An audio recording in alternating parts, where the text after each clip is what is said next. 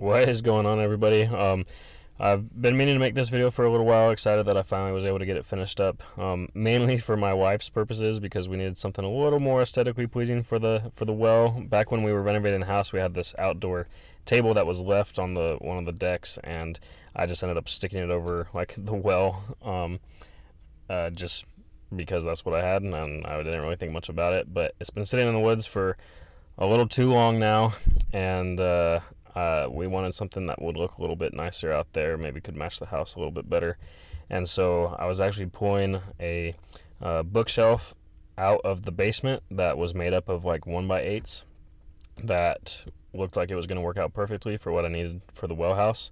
And if I know if you've been watching any of my videos, you know that I like to repurpose things, try to make things as cheap as possible but still make them look nice. And so this one really only took the wood that I'm pulling off of the bookshelves, as well as a couple 2x4s that I had left over from taking a bathroom out in the basement, and then some tin left over from doing the roof renovation on the house. And so it really came out nice. Laura said that it looked better than she expected. I don't know whether to be offended by that or not, but I'll take it as a compliment. So let's just get into kind of the process that I went through to build the house, and maybe see if y'all are able to make something similar, and maybe this is what y'all are looking for. So anyway, let's get into it. So as I kind of mentioned at the beginning there, the boards that came off of the bookshelves were just like these 1x8 boards, and I dictated the size of the well house by just basically like the lengths that I had. And so I had some boards that I could make 28.5 inches long, and then I had the other set that I could make 32 inches long. So I made almost basically a square. I did have the 32-inch ones, be the boards that we butted up to. So one side ended up being closer to like 30 inches, and then the other 32 inches. So pretty much a square well house, and it worked out well for the size that I needed to cover the piping coming out of the ground anyway. And I made it 30 inches tall, so at least the base of it, the box of it. And as far as assembly goes, I just had some leftover 2x4s from another project that were pretty close to that 30 inches. And that 30 inches came from, I wanted the 1x8s to be about 4 high with a little gap in between each of them, and 30 inches just came out to a pretty decent number, since technically 1x8 is actually 1x7.5 or whatever, or 3.25 by 1 by 7.5, however that works out. And so I just cut the 2x4s to length and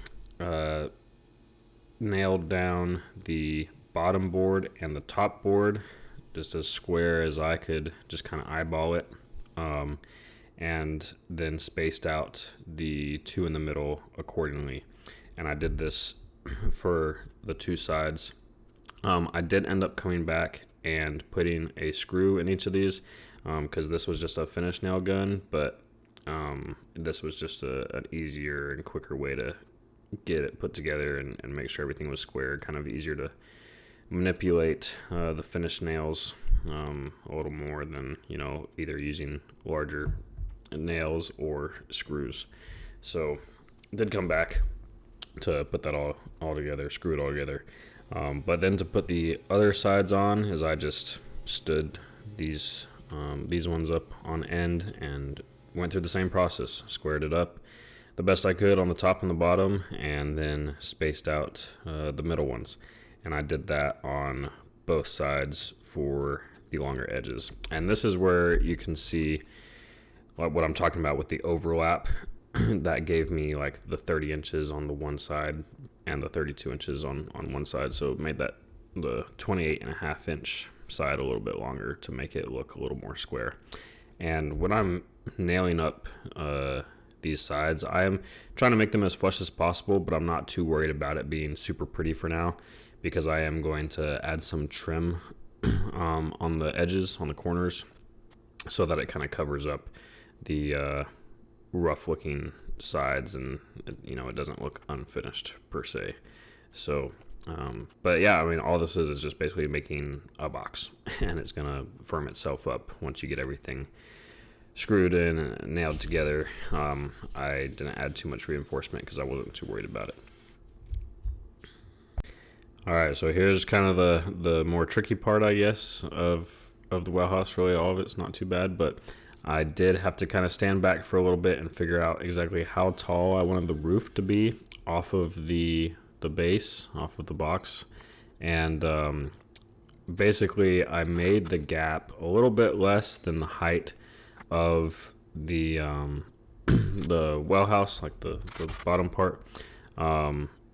And then I just used 45-degree angle cuts at the top to make what I'm putting together here for the actual roof to sit on. And so basically what I did is I took the 28-ish inches above the top of the box, and then I measured out what the distance was from the top of my 45-degree pieces to the bottom of them, and added that on top to get my full length to the top of the roof. And this was with screwing them in from the bottom, from the second board down, to give myself a little more to grab onto. I hope that made a little bit of sense. If y'all need a little more explanation on that, definitely let me know. But I actually ran out of 2x4, so I had to split a 2x6 in half to make kind of the rest of my 2x4 structure. And all I did is I just measured out where I wanted these to be on the roof part, and measured it out with the pencil, as I just made a mark there on where I wanted it, and cut them out with the saw, and it all fit together really nice. Alright, so before I put the roof on and everything, I want to finish trimming out the bottom of it so that I'm not trying to work around having the roof on there or anything like that. So all I did is I had just a few more of the 1x left over, and I cut them to that 30-inch height so that it was just the same height as the box. And then I ripped them in half, a little offset on one direction, because the same way that the box was built, I will have one overlapping the other, so it's going to stick out a little bit more. I wanted them to be fairly close in length and width to either side of the box. And this is pretty straightforward. You just square one up with the edge and nail it in place, and then take your other piece and square it up to the trim piece that you just put in. And it really gives it a good finished look. I thought it was worth taking the extra time, the extra wood to put this on there, because it hides those rougher edges and really cleans it up. So now that the edges are taken care of, I also went ahead and made a border around the top because I thought that would make a similar difference, really give it a finished look. And so same process, as I took the 1x's and I measured out what I needed on each side, and then cut some 45-degree angles to get them all matched up. With your speed square, all you have to do for the 45-degree angles is just put it on your corner there, on your pivot point, and rotate your speed square down until the 45-degree line lines up with the edge of the board. That might not be news to anybody watching this, but just figured I'd put that out there just in case. So the only extra thing that I needed to do with the top border is cut out a spot for my roof, like my 2x4s for the roof to sit in. And to do that, I just measured halfway across the top there, and I measured out the width of what the 2x4 is.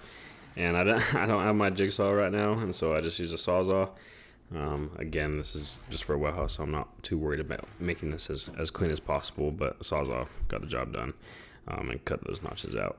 And then I was able to kind of secure down those border pieces a little bit better. These ones I didn't go back and put any screws into. I might later, but I put a good bit of finish nails in, and I won't really be picking it up by that or anything. I'm not worried about it being too structural. So now it's time to put the roof on.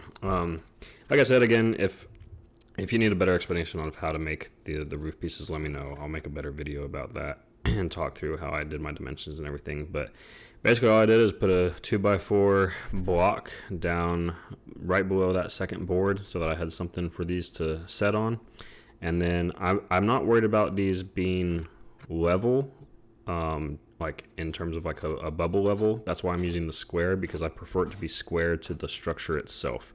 And so that's why you don't see me pull out a level there to do that. The square ended up making it squared up to what I actually needed it to be squared up to, and came together nice. And so I just added some extra pieces from the 2x6 that I had ripped as structural pieces for the roof.